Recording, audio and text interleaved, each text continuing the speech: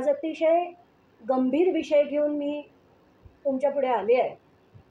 ह्या महाराष्ट्रात शाळा नाही आहेत, कॉलेज नाही आहेत, हॉस्पिटल्स नाही आहेत, रुग्णांना न्यायला ॲम्ब्युलन्सेस नाही आहेत, मुलांना शाळेत जायला रस्ते देखील धड नाही आहेत. काही मुलं पोहत जातात, काहींना ब्रिज इकडनं तिकडे जायला ब्रिज देखील नाही आहे. आणि अशा परिस्थितीत ज्या महाराष्ट्रावर इतकं अफाट कर्ज झालं आहे त्या महाराष्ट्रातले सगळे नेते अक्षरशः मजा करत आहेत. कुठेतरी हे सगळं थांबायला हवं. कालच भालचंद्र नेमाडे पण म्हणाले की हा जो अफाट उधळपट्टी जी चालली आहे ती कुठेतरी थांबायला हवी आणि या सगळ्या राजकीय पक्षांना आता शुद्धीवर आणायला हवं. आत्ताच्या निवडणुकीत बटेंगे तो कटेंगे हा जो नारा दिला गेला, जाती जातीत धर्माधर्मात जे युद्ध लावून दिलं जातं आणि लोकांना बेवकूफ बनवण्याचं काम जे सगळे पक्ष एकत्र मिळून करतात, तर ते बटेंगे तो कटेंगे नाही आहे, सब साथ साथ लुटेंगे हा आहे त्यांचा खरा नारा. आणि ते कसं आहे हे मांडण्यासाठी आज मी तुमच्या पुढे आली आहे. अजित पवार यांना 1000 कोटीची त्यांची मालमत्ता परत देण्यात आली आहे अशी जी बातमी आज माध्यमांपुढे आली, खरंच सांगते तळपायची आग मस्तकाला गेली. की चाललंय काय? तुम्ही आधी त्यांच्या मागे EOW लावणार, त्यांच्या मागे सगळ्या यंत्रणा लावणार, इन्कम टॅक्सच्या रेट्स करणार. 2021 जरंदेश्वर साखर कारखान्यावर रेड झाली होती आणि त्याच्यात फायर पॉवर नावाच्या कंपनीज जेवढ्या आहेत, ज्या सगळ्यांना माहिती आहेत, फायर पॉवर या कंपनीज ह्या सुनेत्रा पवार, अजित पवार यांनी सुरू केलेल्या कंपनीज आहेत. त्यातनं सुनेत्रा पवार आणि अजित पवार बाहेर पडले, पण आज तगायत हे त्यांच्या जवळचे नातेवाईक जे आहेत तेच त्या कंपन्या चालवतात. तर झालं काय हा विषय? आज जी ते इन्कम टॅक्सनी जे 1000 कोटीची मालमत्ता, ज्याच्यात मुंबईचं ऑफिस, दिल्लीचं घर, 27 जमिनी आणि जरंदेश्वर साखर कारखाना या सगळ्या प्रॉपर्टीज ज्या अटॅच केल्या होत्या त्या कशा सुटल्या आणि कशा सोडवल्या गेल्या हे तुमच्या पुढे आज आणायचं आहे. आणि हे अतिशय महत्त्वाचं आहे, विषय समजून घ्या. एक साखर कारखाना जरंदेश्वर SSK नावाचा साखर कारखाना जो होता तो 1999-2000 साली सुरू होतो. 2010 साली त्याचं NPA म्हणजे नॉन परफॉर्मिंग ॲसेट तो होतो, त्यांचं लोन प्रचंड मोठ्या प्रमाणात वाढतं म्हणून महाराष्ट्र स्टेट कोऑपरेटिव्ह बँक हे त्यांचं ऑक्शन करतं. ऑक्शनमध्ये हायेस्ट बिडर कोण होतं? तर गुरु कमॉडिटी नावाची एक कंपनी होती. गुरु कमॉडिटी ही 10 वर्ष बंद असलेली कंपनी, ज्याचे फक्त ऑथोराइज पेडअप शेअर कॅपिटल जे आहे ते पेडअप शेअर कॅपिटल 6.5 लाखाच्या आसपास होतं.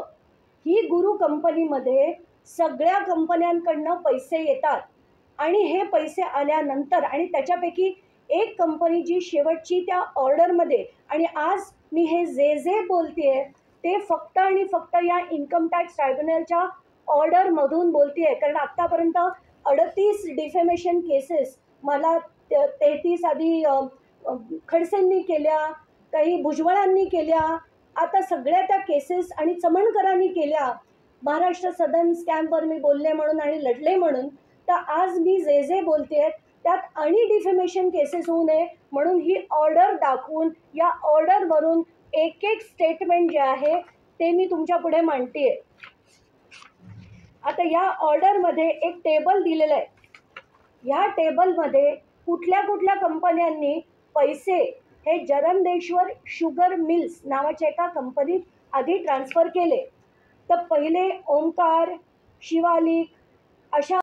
तर आज मी जे बोलते त्यात आणि डिफेमेशन केसेस होऊ नये म्हणून ही ऑर्डर दाखवून या ऑर्डरवरून एक एक स्टेटमेंट जे आहे ते मी तुमच्या पुढे मांडते. आता या ऑर्डरमध्ये एक टेबल दिलेलं आहे. ह्या टेबलमध्ये कुठल्या कुठल्या कंपन्यांनी पैसे हे जरंदेश्वर शुगर मिल्स नावाच्या एका कंपनीत आधी ट्रान्सफर केले. तर पहिले ओमकार, शिवालिक अशा अनेक कंपन्या आहेत. शुभम इन्व्हेस्टमेंट, चिनार इन्व्हेस्टमेंट, हे शुभम आणि चिनार या शेल कंपनीज आहेत, डुबियस कंपनीज आहेत. प्रीमियम देऊन त्यांनी शेअर मनी गोळा केला आणि ते पैसे त्यांनी गुरु कमॉडिटीमध्ये टाकले. आणि सगळ्यात महत्त्वाचं नाव, point number 6, Jarandeshwar sugar mill private limited. तर ही Jarandeshwar sugar mill private limited ही कंपनी काय आहे हे आपण समजून घेऊया. याचा जो पैसा आला तो कोणी ट्रान्सफर केला? आता यांनी सगळ्या या 5-6 कंपन्यांनी पैसे गुरुमध्ये टाकले आणि गुरुंनी बिडिंग करून जरंदेश्वर साखर कारखाना मिळवला. ज्या दिवशी तो साखर कारखाना मिळवला त्या दिवशी लीजवर ही 6व्या नंबरची जी कंपनी आहे त्या कंपनीला तो साखर कारखाना लीजवर देण्यात आला. एवढंच नाही तर लीज बरोबर त्यांनी एक पॉवर ऑफ अटॉर्नी केलं आणि Jarandeshwar sugar mills private limited ज्यांनी खरं 20 कोटी गुरुला दिले होते त्या कंपनीला तो साखर कारखाना देण्यात आला लीजवर. आणि त्यानंतर काय झालं बघा. आता ही so called Jarandeshwar sugar mill जी कंपनी आहे त्याच्यात पैसे कुठून आले? तर त्याच्यात येणारा पैसा हा जय ॲग्रोटेक, ज्याचं आता नाव स्पार्कलिंग सोल्युशन्स म्हणून आहे, त्या कंपनीनी त्या जय ॲग्रोटेकमधनं पैसा त्याच्यात आला. जय ॲग्रोटेकमध्ये कुठनं पैसा आला? जय ॲग्रोटेकमध्ये एक दुसरी कंपनी आहे ज्याच्यात सुनेत्रा पवार या सरळ डायरेक्टर आहेत. ते स्पार्कलिंग सॉईलमधनं पैसा हा BFS केमिकल्स नावाची जी कंपनी आहे ज्याच्यात सुनेत्रा पवार डायरेक्टर होत्या, या कंपनीतनं पैसा आला पहिल्या स्पार्कलिंग सॉईलमधनं आला जरंदेश्वर शुगरमध्ये, जरंदेश्वर शुगरमधनं आला त्या जरंदेश्वर साखर कारखाना विकत घेणाऱ्या गुरु कमॉडिटीमध्ये.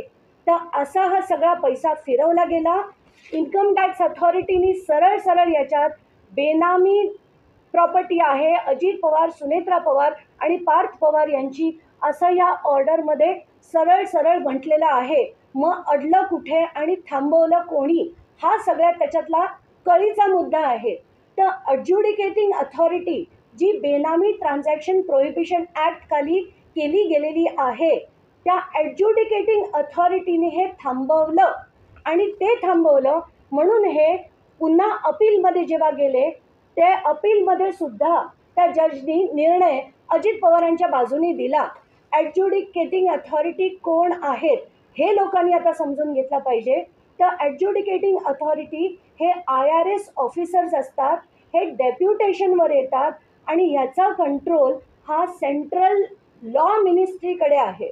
म्हणजे सेंट्रल लॉ मिनिस्ट्री या ॲड्ज्युडिकेटिंग अथॉरिटीनं अपॉइंट करतं ज्यांनी अजित पवारांविरुद्धची कारवाई थांबवली. आणि ही थांबवली तसेच ते मग ते कशाला जातील? जर आज त्यांना पद मिळालं, उपमुख्यमंत्री पद, जे ते 6 वेळा भूषवत आहेत सो कॉल्ड, हे त्यांना पद दिलं गेलं, 1000 कोटीची मालमत्ता परत दिली, तर अजित पवार इतर कुठेही जातीलच कशाला? आणि हा जो सगळा थेर चाललाय ना की यंत्रणांचा वापर करायचा, केसेस टाकायच्या, त्यांना आपल्या पक्षात घ्यायचं आणि मग केसेस परत घ्यायच्या, हे चित्र जोपर्यंत बदलत नाही, आणि हे एकाचंच नाही आहे, सगळे पक्ष तेच आहेत, सगळ्यांच्या फायली यांच्याकडे आहेत आणि हेच दाखवून ब्लॅकमेल करून हे जे आपल्या पक्षात घेतलं जातं आहे त्याचं धडधडीत उदाहरण ही ऑर्डर आहे. तर मला असं खूप वाटतंय की आता जनतेने शुद्धीवर यायला हवं. बटेंगे तो कटेंगे नाही, हम साथ साथ लुटेंगे हाच जो बाणा परत आपण बघतोय, हेच यंत्र तंत्र वापरलं जात आहे आणि हे कुठेतरी आता थांबायला हवं. आपल्या कोणाला काही प्रश्न विचारायचे असतील तर नक्कीच विचार. एक महत्त्वाचा मुद्दा, सुनेत्रा पवार आज 4 कंपन्यांमध्ये डायरेक्टर्स आहेत, पण त्यांनी 24 कंपन्यांमधनं, ही पूर्ण यादी ही त्यांच्या असलेल्या कंपन्यांची आहे, ही पूर्ण यादी 24 कंपन्यांमध्ये त्या डायरेक्टर होत्या, ज्याच्यात फायर पॉवर आहे, SAP आहे, कोणाला वाटेल सॅप कन्सल्टंट्स नावाची जर कंपनी असेल तर ही सुनेत्रा अजित पवार म्हणजे सॅप फायर पॉवर नावाच्या ज्या कंपन्या आहेत त्या त्यांनी आणि अजित पवारांनी स्थापन केलेल्या कंपनीज आहेत. त्याचे MOA AOA हे सगळं मी डाउनलोड केलेलं आहे MCAच्या आणि झोबा कॉर्प नावाच्या वेबसाईटवरनं. त्या सगळ्या कंपन्या फक्त आणि फक्त हे सगळे उद्योग करण्यासाठी आहेत. आणि आज सगळ्यात महत्त्वाचा मुद्दा म्हणजे पुन्हा मी तेच म्हणते की यातल्या 2 कंपन्या स्पार्कलिंग सॉईल आणि BFS केमिकल याच्यातनं पैसा जो फिरवला गेला एक नवीन कंपनीमध्ये आणि त्या दिवशी BFS केमिकलमधनं सुनेत्रा पवार यांनी राजीनामा दिला. तो ती तारीख महत्त्वाची आहे 25 ऑक्टोबर 2010 ज्या दिवशी हे बिडिंग करून जरंदेश्वर विकत घेतलं गेलं त्या दिवशी सुनेत्रा पवार ही कंपनी सोडतात. हा केवळ योगायोग आहे का नाही ते आता महाराष्ट्राने ठरवावं.